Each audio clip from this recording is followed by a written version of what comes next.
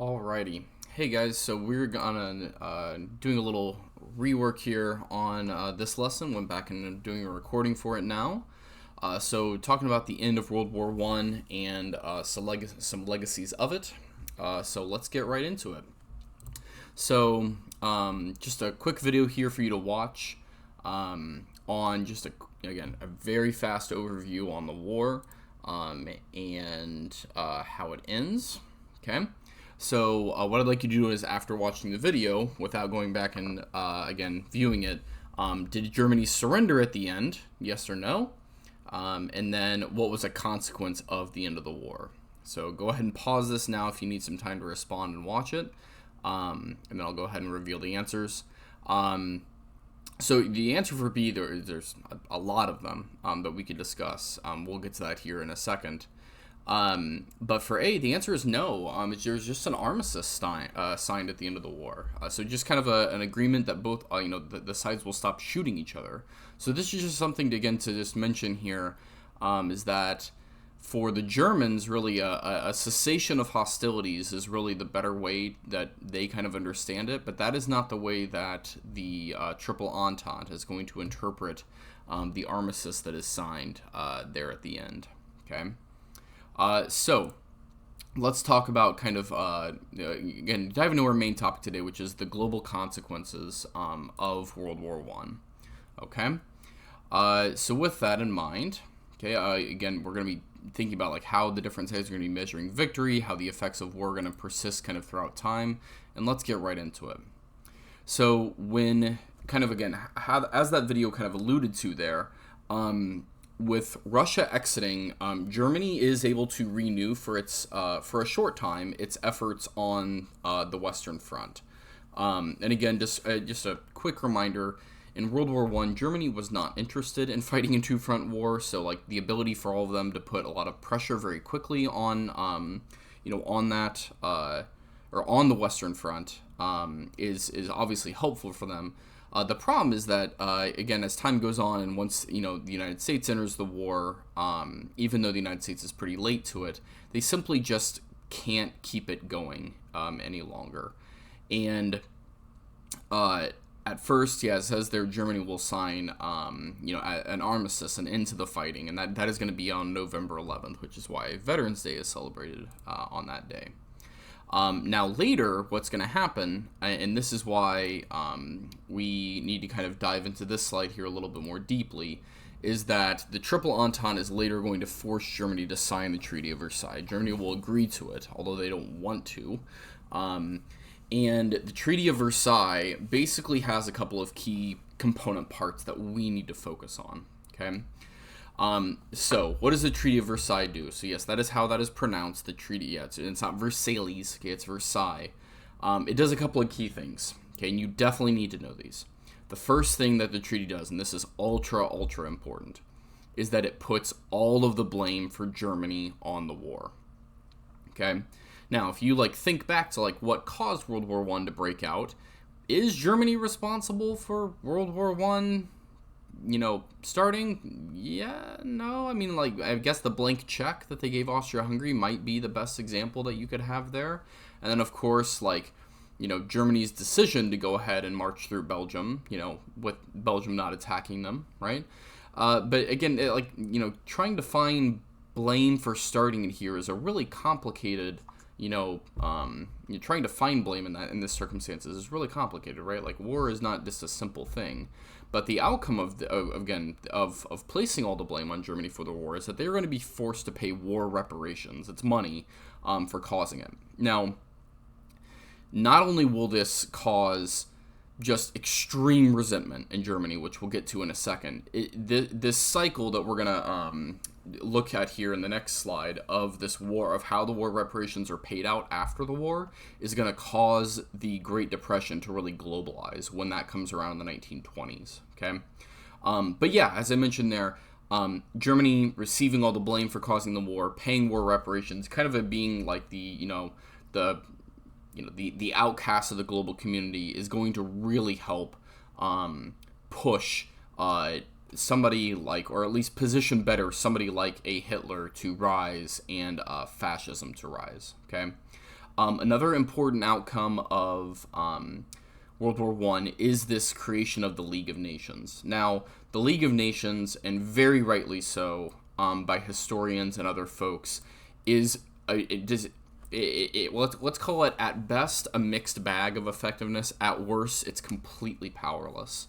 But in terms of kind of this moment where, especially Woodrow Wilson, who's the U.S. president at the time, like this is like his baby that he wants to help create. It is this moment where we kind of are going to see what's eventually going to become like the proto-UN, essentially. Okay, it's this idea where, okay, so instead of, all of a sudden, sudden countries declaring war on another when things go wrong, they have a place where they can sit down and they can talk about their feelings and how, like, when you did this to me, it hurt and I'm upset about it, right? And that's like really important because, again, if you don't have someplace like a League of Nations or a UN, wars can happen really, really quickly. Okay. The other big kind of outcome, pivoting a little bit here, of World War One is that it really shows the rest of the world, at least in its first really demonstrable instance, that all these notions of European superiority that have come out of colonialism, like, look how superior us Europeans are, and this is why we should be in charge of you, it really is going to be the start of independence movements against colonizers. And this is going to happen everywhere from India to Africa. Out further in the Pacific, it is this kind of a really good early indicator that this is where we're going to start to see some momentum on an anti-colonial movement begin to kick off here. Okay. Excellent. So, with that in mind, let's talk about, well, why do those war repayments matter? So I've got a little graph here for you. So let's talk about just the basics of an economic collapse or depression. Okay. So again, take whatever stereotypical capitalist economy you want to in your mind. Okay. And this right here is like your golden chart as to what causes an economic downturn. Okay. And so if you look at this chart here and you can kind of follow the arrows, you can start at any one of these bubbles. It doesn't matter which one you begin at, but ultimately it's going to get back to this bubble up here at the top, which is this collapse of confidence one. Okay? The most important thing in a capitalistic economy is that people think that things are going to keep getting better, that they are going to be able to buy more, that their purchasing power, that they have purchasing power, right? That they are going to be able to afford what they need. That confidence is king in capitalism, okay? And so, for example, let's say for whatever reason, people's confidence falls, right? And you can just literally start there. Like people's feelings about the economy, their feelings of confidence collapse, and all of a sudden people stop buying things, right? And all of a sudden then things fall apart, right? But it can be other things that can cause that to happen too. So for example, like back in 2007 and 2008 when I was going to high school, all of a sudden what happened in that case was we had some really, really risky mortgage decisions that were being made by certain financial institutions that was essentially revealed to have been a bubble that popped.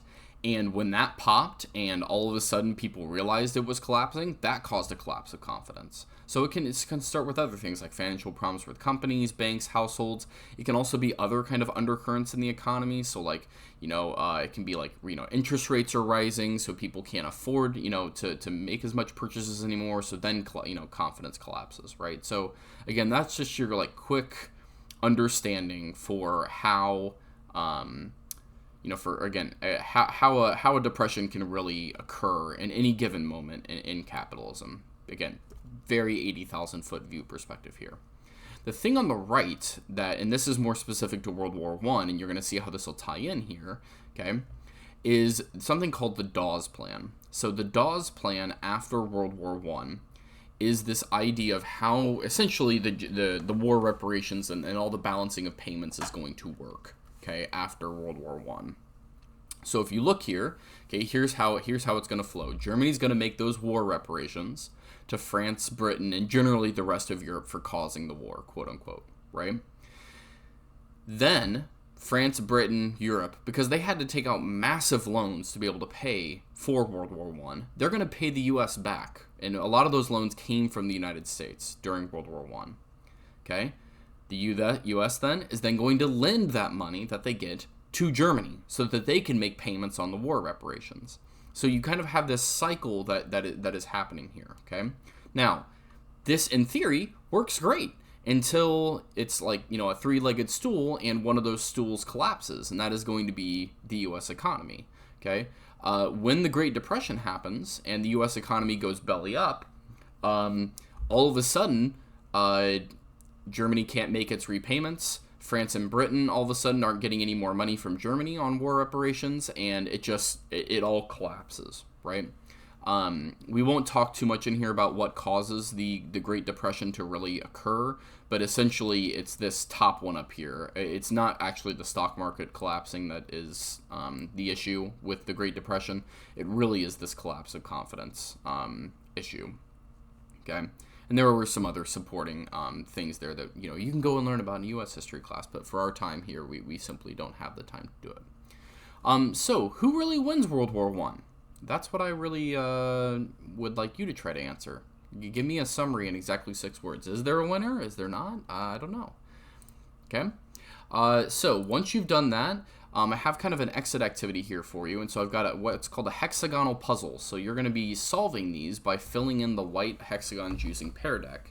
The trick with this is that so for example, if you have cow and pig, you have to come up with a connection that applies to both of them. Okay, and so for example, if you have one that has 3, like cow, mule, and deer, you're like, well, those all don't, those aren't farm animals. So what can it be? Well, they all have hooves, right? So like that would be, an easy example. So your puzzle here is this one, okay, and I would like you to try to solve it on Pear Deck and see if you can figure out the correct solution. Okay, the solution is on the next slide, but I will not spoil it on this video. So you can give it an attempt yourself and then see if you get it right.